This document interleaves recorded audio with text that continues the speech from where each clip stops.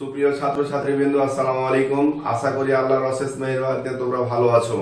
আজকে আমরা রসায়নের একটি গুরুত্বপূর্ণ বিষয় শতকরা সংযুতি হতে স্থূল সংকেত নির্ণয় সম্পর্কে আলোচনা করব। কিভাবে শতকরা সংযুতি হতে স্থূল সংকেত নির্ণয় করা হয় আমরা সে বিষয়ে আলোচনা করব।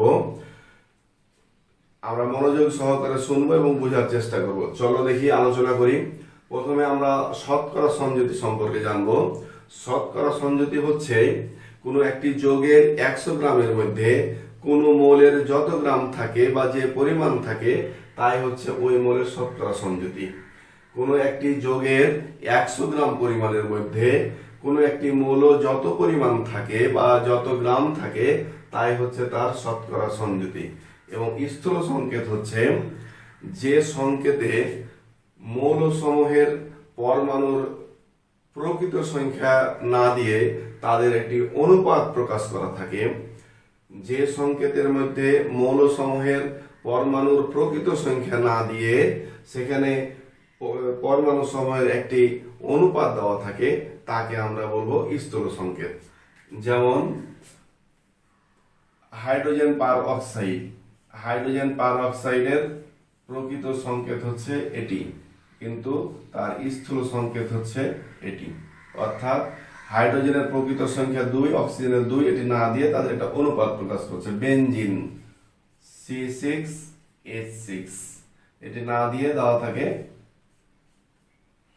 CH, তখন এটাকে বলবো আমরা স্থূল সংকেত। এই স্থূল সংকেত কিভাবে নির্ণয় করা হয় আমরা আজকে তাই আলোচনা করব। চলো মনোযোগ দিয়ে সেগুলো বোঝার চেষ্টা করি। তো এই শতকরা সংযুতি থেকে স্থূল সংকেত নির্ণয়ের জন্য কয়েকটি ধাপ থাকে।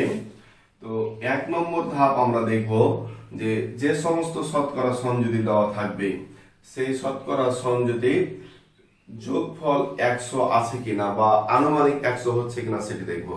যদি 100 না হয় তাহলে আমাদের বুঝতে হবে যে যে শতকরা সংযুতি দেওয়া আছে তারপরেও আরো একটি মৌলিক পদার্থ এখানে থাকতে পারে, আরো একটি মৌল এখানে থাকতে পারে। যেমন দেখো যে হয়তো শতকরা সংযুতি সমূহের যোগফল পেলাম আমরা 81.89, তাহলে পরে আমরা বুঝে নেব যে এইখানে যে যে শতকরা সংযুতি দেওয়া আছে তার বাইরে আরেকটি মৌল আছে যার শতকরা সংযুতি হচ্ছে 100 বিয়োগ 81.89%।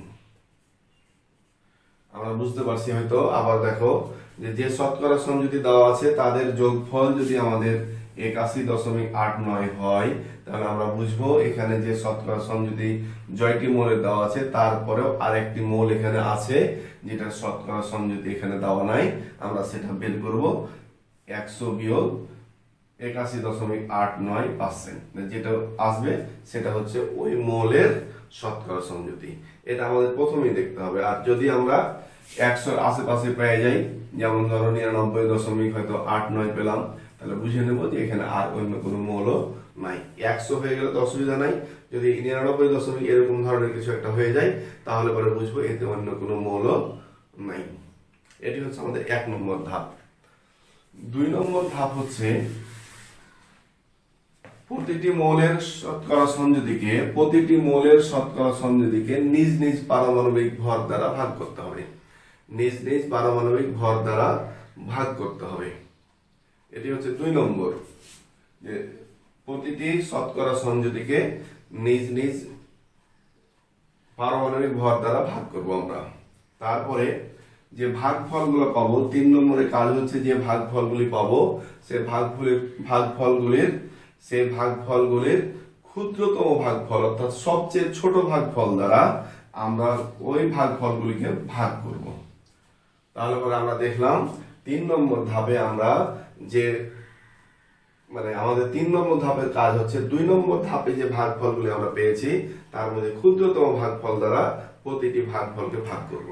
ভাগ করার পর যে আমরা পরবর্তীতে যে সংখ্যাগুলি পাবো সে সংখ্যাগুলি যদি পূর্ণ সংখ্যা বা আনুমানিক পূর্ণ সংখ্যা না হয় তাহলে আমাদেরকে সেইগুলিকে প্রতিটি ভাগফলকে আমাকে পূর্ণ সংখ্যা করার জন্য কোনো একটি সংখ্যা দ্বারা গুণ করতে হবে।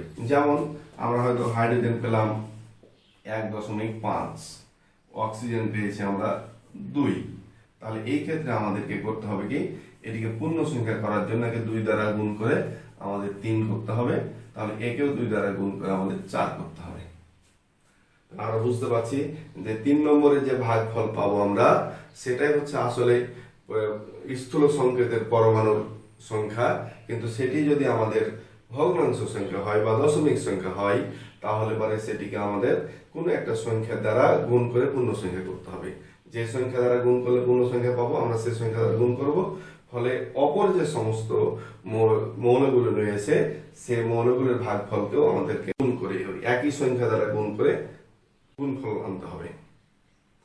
আশা করি আমরা বুঝতে পারছি যে যদি 3 নম্বরে কোনো ভাগফল ভাঙা সংখ্যা আছে, মানে পূর্ণ সংখ্যার আশেপাশে না থাকে, তাহলে পরে তাকে কোন একটি সংখ্যা দ্বারা গুণ করে পূর্ণ সংখ্যা করতে হবে।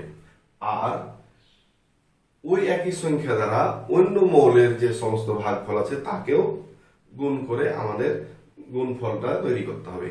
কারণ একটি সংখ্যা বা বৃদ্ধি করতে হলে আমাদের অপর সংখ্যাগুলিকেও বা অপর ভাগফলগুলিকেও আমাদের অনুরূপ সংখ্যা দ্বারা গুণ করে নতুন ভাগফল আনতে হবে। আশা করি আমরা বুঝতে পারছি। শেষ ধাপ হচ্ছে যে ভাগফলগুলি পেলাম, আমরা যে ভাগফলগুলি চূড়ান্তভাবে পেলাম, আমরা মৌলের প্রতীক লেখার পরে ওই সংখ্যাটি বসিয়ে আমরা স্থূল সংখ্যা তৈরি করব। যেমন হাইড্রোজেনের যদি আমরা পাই 3 আর অক্সিজেনের যদি পাই আমরা 4, তাহলে পরে সেই ক্ষেত্রে আমরা তৈরি করব 3, 4। এভাবে একটি স্থূল সংকেত তৈরি করব। যদিও এটি কোনো সংকেত নয়, তারপর উদাহরণস্বরূপ আমি দিলাম। যেমন যদি আমরা পাই কার্বনের ভাগফল 1, অক্সিজেনের ভাগফল 2, তাহলে পরে আমরা লিখব এভাবে যে কার্বন মৌলের প্রতীক বসাবো, তারপর তার যে ভাগফলের সংখ্যা পেয়েছি সেটি বসাবো, তারপরে অক্সিজেন বসিয়ে আমরা তার পরমাণু সংখ্যা বসাবো। এটি যেটি চূড়ান্ত ভাগফল পাচ্ছি সেটি হচ্ছে আমাদের পরমাণু সংখ্যা, স্থূল সংকেতের পরমাণু সংখ্যা। আর আমরা এই যে কার্বন আগে বসাবো না অক্সিজেন আগে বসাবো, সাধারণত যেটি আগে হবে সেটি অঙ্কতে আগেই দেওয়া থাকে। তারপরে দ্বিতীয় কথা হলো ধাতব পদার্থ সমূহ আগে বসবে, অধাতু সমূহ পরে বসবে। সাধারণত দুটাই যদি অধাতু হয়, তাহলে পরে আমরা দেখব যে যেটি আমাদের বেশি ঋণাত্মক সেটি ডানে বসবে, আর যেটা কম ঋণাত্মক সেটি বামে বসবে। যেমন হাইড্রোজেন এবং অক্সিজেন ক্ষেত্রে হাইড্রোজেন আগে বসে, অক্সিজেন পরে বসে। কার্বন ডাই অক্সাইডের ক্ষেত্রে কার্বন আগে বসে, অক্সিজেন পরে বসে। তাহলে পরে আমরা দেখলাম বসানোর সময় ধাতু সমূহকে আগে বসাবো আর অধাতু সমূহকে আমরা পরে বসাবো। আর অধাতু যদি থাকে তাহলে পরে আমরা যেটি বেশি ঋণাত্মক তাকে ডান দিকে বসাবো। আশা করি আমরা বুঝতে পারছি বিষয়। চলো এবার আমরা দু একটি উদাহরণ দেখি। এই বোর্ডের ডান দিকে লেখা আছে কার্বন এবং অক্সিজেন দুটির শতকরা সংযুতি, আমরা এর স্থূল সংকেত নির্ণয় করব। তাহলে প্রথম ধাপ ছিল আমরা দেখব যে কার্বনের যে পরিমাণটা দেওয়া আছে 27.27% এবং দেওয়া আছে অক্সিজেনের 72.73%। তাহলে এটা যোগ করে দেখব আমরা যে প্রায় 100 হয় কিনা। তাহলে পরে আমরা দেখছি প্রায় নয়, একদম পুরোপুরি 100%। তাহলে পরে আমরা বলবো উক্ত যোগে কার্বন এবং অক্সিজেন ছাড়া অন্য কোনো মৌল নেই। আমাদের এখানে তৈরি করতে হবে কার্বন ডাই অক্সাইড। তো কার্বন ডাই অক্সাইড যেটা আমরা তৈরি করব, সেখানে আমরা লিখবো যে এই কার্বন ডাই অক্সাইডে কার্বন এবং অক্সিজেন ছাড়া অন্য কোনো মৌল নাই। যদি যৌগের নাম ওখানে উল্লেখ করা না থাকে, তাও আমরা বলবো যে যৌগটি আমাদের তৈরি করতে হবে সেখানে কার্বন এবং অক্সিজেন ছাড়া অন্য কোনো মৌল নাই। 1 নম্বর ধাপ আমরা দেখলাম। 2 নম্বর ধাপে আমরা শতকরা সংযুতিকে নিজ নিজ পারমাণবিক ভর দ্বারা ভাগ করব। তাহলে আমরা দেখব 27.27 কে আমরা 12 দ্বারা ভাগ করব। তাহলে পাবো আমরা এখানে 2.27। আর অক্সিজেনের ক্ষেত্রে আমরা দেখব যে 72.73 কে আমরা ভাগ করব 16 দ্বারা, তারপরে আমরা পাবো 4.54। দেখো যে 2 নম্বর ধাপে আমরা কি করছি, শতকরা সংযোজীকে নিজ নিজ পারমাণবিক ভর দ্বারা আমরা ভাগ করলাম। এই দুইটি ভাগফল পেলাম আমরা। পরবর্তী ধাপ হচ্ছে আমাদের যে ভাগফলগুলিকে ক্ষুদ্রতম ভাগফল দ্বারা ভাগ করা। এখানে আমরা দেখলাম যে কার্বনের ক্ষেত্রে আমরা পেয়েছিলাম 2.27 এবং অক্সিজেনের ক্ষেত্রে পেয়েছিলাম আমরা 4.54। তাহলে ক্ষুদ্রতম ভাগফল হচ্ছে এটি। তাহলে এই ক্ষুদ্রতম ভাগফল দ্বারা আমরা উভয়কে ভাগ করব। তাহলে এখানে পাবো আমরা 1, এখানে পাবো আমরা 2। এখানে পূর্ণ সংখ্যা যেহেতু পেয়ে গেছি, সুতরাং আমাদের এখানে আর কোনো কাজ নাই। তাহলে যে যৌগটি আমাদের তৈরি করতে হবে, সেই যৌগটি কার্বনের পরমাণু সংখ্যা হচ্ছে 1 এবং অক্সিজেনের পরমাণু সংখ্যা হচ্ছে 2। যে স্থূল সংকেতটি আমরা তৈরি করব, সেখানে কার্বনের পরমাণু সংখ্যা হচ্ছে 1 এবং অক্সিজেনের পরমাণু সংখ্যা হচ্ছে 2। আর আমাদের আগে কার্বন দেওয়া আছে, পরে অক্সিজেন দেওয়া আছে। তারপর আমরা জানি যে এখানে কার্বন এবং অক্সিজেনের কার্বন হবে আগে আর অক্সিজেন হবে পরে। তাহলে পরে কার্বন ডাই অক্সাইডের স্থূল সংকেত বা আমরা বলবো যৌগটির স্থূল সংকেত, যেভাবে প্রশ্নে দেওয়া থাকবে সেভাবে আমরা লিখবো। যৌগটির স্থূল সংকেত সমান হবে কার্বন, তারপর অক্সিজেন 2।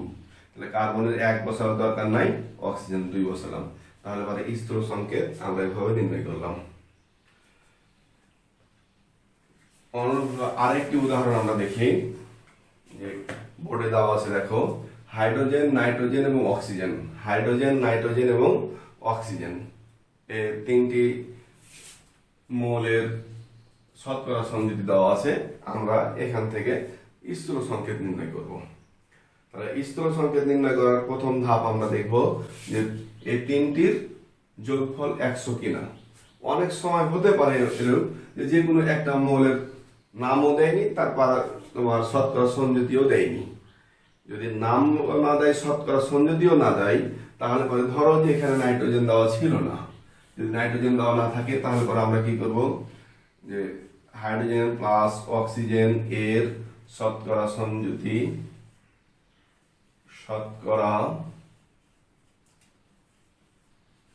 সংযুতি সমান 1.59 যোগ 76.19%। তাহলে আমরা দেখব 9 9 18, হাত থেকে 1, 6 1 7, তার 0.77%। তাহলে আমরা দেখলাম হাইড্রোজেন আর অক্সিজেনের শতকরা সংযুতি 77.78%। তাহলে আমরা বলতে পারবো যে অবশ্যই যৌগটিতে অন্য একটি মৌল আছে, এবং সেই ক্ষেত্রে অবশ্যই যৌগটির নাম কিন্তু এখানে বলে দেওয়া হবে। এই অঙ্কে অবশ্যই যৌগটির নাম বলে দেওয়া হবে, এবং যৌগটির নাম যখন বলে দেওয়া হবে তখন আমরা বুঝতে পারবো যে এখানে আরেকটি মৌল নাইট্রোজেন রয়েছে। তখন সেই ক্ষেত্রে আমরা করব কি, যে নাইট্রোজেনের শতকরা সংযুতি সমান 77 100 বিয়োগ 77.78% সমান হচ্ছে 22.22%। তাহলে এভাবে আমরা নাইট্রোজেনের শতকরা সংযুতিটা বের করব। এবার আমাদের এই বইগুলোতে সাধারণত এ ধরনের অঙ্ক দেওয়া থাকে না, তারপরে যদি চলে আসে তাহলে পরে আমরা এভাবে কাজগুলো করব। বিষয়টা অবশ্যই মনে রাখবে। এখন চলো আমরা মূল অঙ্কে যাই। মূল অঙ্কের ক্ষেত্রে প্রথম কাজ হচ্ছে যে নিজ নিজ পারমাণবিক ভর দ্বারা শতকরা সংযুতিকে ভাগ করতে হবে। তাহলে হাইড্রোজেনের ক্ষেত্রে আমরা দেখব যে 1.59 কে আমরা 1 দ্বারা ভাগ করব। হাইড্রোজেনের পারমাণবিক ভর হচ্ছে 1, তাহলে 1.59। তারপরে আছে এবার নাইট্রোজেন নাইট্রোজেন হচ্ছে 22.22 বাই নাইট্রোজেন হচ্ছে পারমাণবিক ভর 14। তো নাইট্রোজেনের পারমাণবিক 14 যদি হয় তাহলে 1.58 পাবো আমরা। তারপরে অক্সিজেন, অক্সিজেনের হচ্ছে 76.19, একে ভাগ করবো আমরা 16 দ্বারা। অক্সিজেনের পারমাণবিক ভর হচ্ছে 16, তাহলে পরে আমরা পাবো 4.76। তাহলে পরে আমরা ভাগফল পেলাম হাইড্রোজেন, নাইট্রোজেন এবং অক্সিজেনের শতকরা সংযোজীকে নিজ নিজ পারমাণবিক ভর দ্বারা ভাগ করলাম, আমরা ভাগ করে ভাগফল পেলাম। এবার পরবর্তী স্টেপ হচ্ছে আমাদের ক্ষুদ্রতম ভাগফল দ্বারা এই সমস্ত ভাগফলকে ভাগ করা। তাহলে এবার ক্ষুদ্রতম ভাগফল মানে 1.58। তাহলে হাইড্রোজেন 1.59 কে ভাগ করবো আমরা 1.58 দ্বারা, তাহলে প্রায় 1 উত্তর হবে। তারপরে আমরা পাবো নাইট্রোজেন 1.58 কে আমরা 1.58 দ্বারা ভাগ করবো, তাহলে পাবো 1। এবার অক্সিজেন, অক্সিজেন 4.76 ভাগ করবো 1.58 দ্বারা, তাহলে আমরা পাবো প্রায় 3।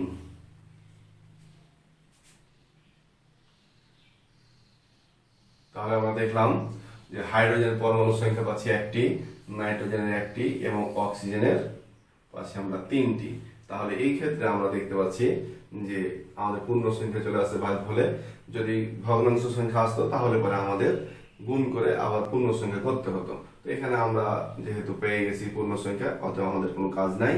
এবার আমরা দেখব অতএব নির্ণেয় যোগের স্থূল সংকেত। অতএব নির্ণেয় যোগের স্থূল সংকেত হাইড্রোজেনের 1টি, নাইট্রোজেনের 1টি, অক্সিজেনের 3টি।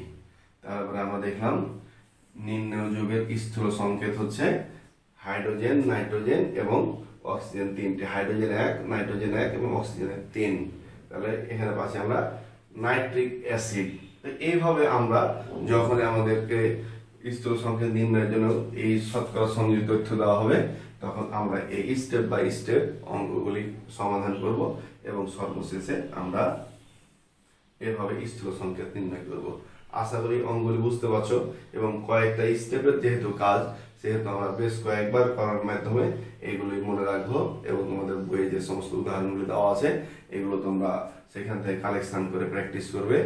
আশা করি তোমাদের বিষয়গুলো বুঝতে খুব একটা কঠিন হবে না, প্র্যাকটিসের মাধ্যমে মনে রাখবো ইনশাল্লাহ। তো সবাই ভালো থাকো, সুস্থ থাকো। আল্লাহ হাফেজ, আসসালামু আলাইকুম।